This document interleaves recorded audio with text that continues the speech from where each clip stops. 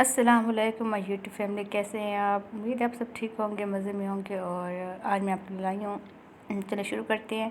Flame को on करते हैं और मैं आपके लिए लाई हूँ मैक्रोनी रेसिपी, जो कि बनती है बहुत डिलीशियस, बहुत मज़ेदार। और आज हम बना चुके हैं अफ्तार में बहुत मरतबा, तो सोचा आपके साथ एक और तरीके की शेयर कर लूँ।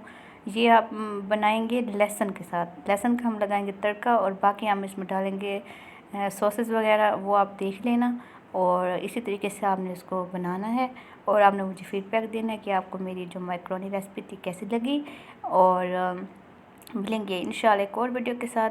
तब तक के लिए आप मुझे इजाज़त दें और बताते रहिएगा कि आपको मैक्रोनी की ये रेसिपी कैसी लगी और आपकी कैसी बनी, कमेंट सेक्शन में बताना है। और अगर आप मेरे चैनल पर न्यू हैं, सब्सक्राइब नहीं किया, तो जन्नत किचन को सब्सक्राइब कर लें। दुआ में याद रखिएगा। Thank you. अल्लाह हाफिज़।